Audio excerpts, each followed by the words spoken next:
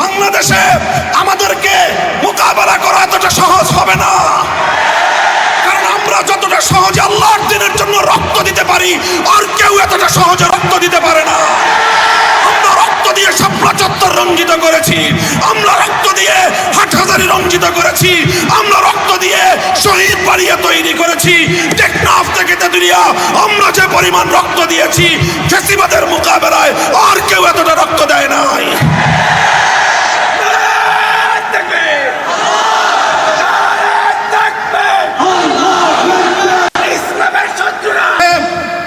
অন্তর্বর্তীকালীন সরকার আমাদেরকে এত বোকা ভাবেন না, একটাই অনুরোধ করবো, এত বোকা ভাববেন না আমাদেরকে। আমরা এক শয়তানের বিরুদ্ধে আন্দোলন করলে 16 ছোট শয়তান বদলায় বড় শয়তান বসাবেন।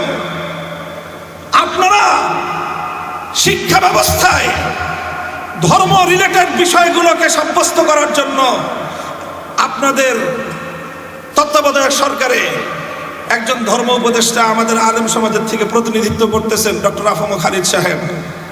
বাংলাদেশের ইসলামপন্থীরা সকলে তার ব্যাপারে একমত, কারো তার ব্যাপারে দ্বিমত নাই। এরকম একজন ইসলামপন্থীদের সর্বজন গ্রহণযোগ্য ব্যক্তি আপনাদের পরিষদে থাকার পরেও আপনারা শিক্ষা কমিশনে ধর্ম বিষয়ক স্কলার যখন নেবেন, আফম খালিদ সাহেবকে জিজ্ঞাসা করেছেন? আপনারা করেন নাই। সবকিছু আপনারা আপনাদের মন মতো করবেন, ইসলাম বিষয়েও আপনারা আলেম সমাজের মতামতের তোয়াক্কা করবেন না। আর এরপরে আমরা গলা ফাটায় চিৎকার করলে বলবেন যে হুজুর এত চিৎকার করে কেন? এরপরে ছোট শয়তানের বিরুদ্ধে আমরা প্রতিবাদ করলে ওই ছোট শয়তান বদলায় বড় শয়তান বসাবেন। এইভাবে যদি চলতে থাকে তারপরে আমরা আর বড় শয়তানের বিরুদ্ধে বলবো না, বড় শয়তানের যারা নিয়োগ দেয় তাদের বিরুদ্ধে আমরা কথা বলা শুরু করব। মনে রাখবেন, আমরা যদি কথা বলা শুরু করি বাংলাদেশে আমাদেরকে মোকাবেলা করা এতটা সহজ হবে না, কারণ আমরা যতটা সহজে আল্লাহর দ্বীনের জন্য রক্ত দিতে পারি আর কেউ এতটা সহজে রক্ত দিতে পারে না। আমরা রক্ত দিয়ে শাপলা চত্বর রঞ্জিত করেছি, আমরা রক্ত দিয়ে হাটহাজারী রঞ্জিত করেছি, আমরা রক্ত দিয়ে শহীদ বাড়িয়ে তৈরি করেছি। টেকনাফ থেকে তেতুলিয়া আমরা যে পরিমাণ রক্ত দিয়েছি ফ্যাসিবাদের মোকাবেলায় আর কেউ এতটা রক্ত দেয় নাই।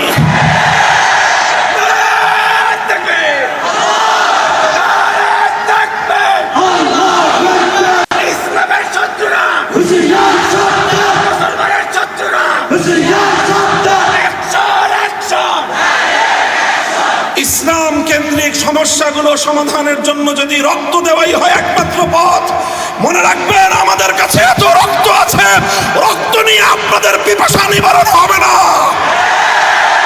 আমরা বহু রক্ত দিতে পারবো, আপনারা সে রক্ত পান করে শেষ করতে পারবেন না। আমার নবীর ইজ্জত, ইসলামের গৌরব, ইসলামের মর্যাদা আমাদের কাছে এতটাই মূল্যবান, আমি এবং আমার সন্তানরা সহ আমরা রক্ত দিতে প্রস্তুত, ইসলামের প্রশ্নে আপোষ করতে প্রস্তুত না।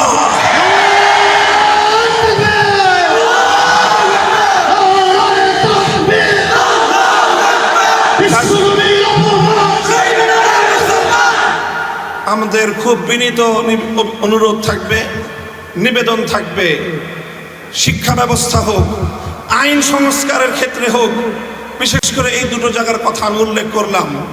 শিক্ষা কমিশন এবং আইন সংস্কার কমিশন, আপনারা যাই করবেন ইসলামের নামে ইসলামিক স্কলার হিসেবে একজন ব্যক্তিকে আপনারা সেখানে সিলেক্ট করবেন যে লোকটা নবীর হাদিস অস্বীকারী।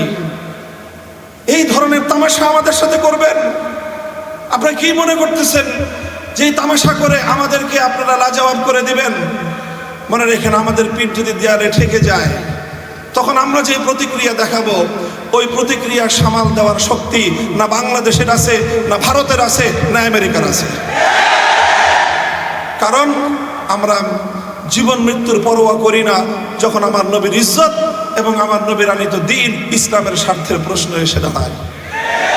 আবার আপনাদেরকে খুব শান্ত নম্র ভাষায় পরামর্শ দিচ্ছি, ধর্ম রিলেটেড যে কোনো সমস্যাগুলোর সমাধান আপনাদের মন মতো করলে হবে না। আপনাদের মাঝে আমাদের প্রতিনিধি আফম খালিদ হোসেন সাহেব আছেন, ওনার কাছ থেকে প্রত্যেকটি ধর্মীয় বিষয়ে পরামর্শ নিয়ে আলেম সমাজ রয়েছে, হেফাজতে ইসলাম রয়েছে, অন্যান্য ইসলামিক মহলগুলো রয়েছে, তাদের কাছ থেকে জিজ্ঞাসা করেন। আহলে হাদিসরা আছেন, এদেশে সুন্নিরা আছেন, দেওবন্দিরা আছেন, আমরা সকলেই ইসলামের মৌলিক প্রশ্নে কিন্তু একমত। এই অজুহাত দেখাতে পারবেন না যে হুজুর এই তো 14 রকম কথা বলে। হাদিস ইনকারের বিষয়ে আমাদের সকলের বক্তব্য এক। আপনারা যে আইনগুলো সংস্কার করেছেন, সেই আইনগুলো সংস্কারের প্রস্তাবের বিরুদ্ধে সমস্ত হুজুররা একমত। কাজেই খুব বিনীত অনুরোধ করে বলতেছি, আমরা অনেক দিন ধরে আন্দোলন করে জেল খেটে রক্ত দিয়ে ক্লান্ত, আমাদেরকে খুব তাড়াতাড়ি আবার মাঠে নামতে বাধ্য করেন না। আপনারাও ভালো থাকেন, আমাদেরকেও কিছুদিন বিশ্রাম নিতে দেন। যদি আমাদেরকে বিশ্রাম দিতে আপনাদের খুব খারাপ লাগে, তাহলে ইনশাআল্লাহ শাপলা চত্বরে আমি আপনাদেরকে দাওয়াত দিয়ে রাখবো। করবার কোনো সুযোগ থাকবে না। পুঁজিবাদী দেশগুলোর কর্ণধাররাও মুসলমানদের কাছে জবাবদিহিতার কাঠগড়ায় দাঁড়িয়ে যেতে বাধ্য হবে। এজন্যই তারা রাসূল সাল্লাল্লাহু আলাইহি ওয়াসাল্লামের সিরাতকে মুসলিম সমাজ থেকেও বিদায় করে দেওয়ার সব ধরনের আয়োজন করছে। এই পরিপ্রেক্ষিতে আমাদের ঐতিহাসিক দায়িত্ব এবং কর্তব্য এসে দাঁড়ায় যে আমরাও তারা যেটা চাচ্ছে তাদের প্রতি কোনো ধরনের ভয় ভীতি আমাদের অন্তরের মধ্যে রাখা চলবে না। পশ্চিমা সভ্যতা, ইউরোপ এবং আমেরিকার যে ভীতি এবং তাদের যে রব, তাদের প্রতি যে একটি আমাদের অন্তরের মধ্যে একটি হীনমন্যতা রয়েছে, মুসলিম জাতিকে আজকে এই হীনমন্যতা থেকে বেরিয়ে আসতে হবে। তাকিয়ে দেখো, আমাদেরকে অনেকে বলে যে আপনাদের কাছে আজকের আধুনিক এই পৃথিবীতে আপনাদের কাছে বাস্তবায়ন করার মতো কি অর্থ ব্যবস্থা আছে? এতদিন পর্যন্ত আমরা তাত্ত্বিক কথা বলতাম, এখন বলবো তাকায় দেখো, ইমারতে ইসলামিয়া মোল্লারা পরিচালনা করছে, দেওবন্দি উলামায়ে কেরাম পরিচালনা করছে। সেখানকার এই মাদ্রাসার হুজুর এবং শিক্ষকরাই ইমারতে ইসলামিয়ার টপ টু বটম গোটা প্রশাসন সবকিছু তারা পরিচালনা করছে। তোমাদের মতো এত ডক্টর সেখানে নাই।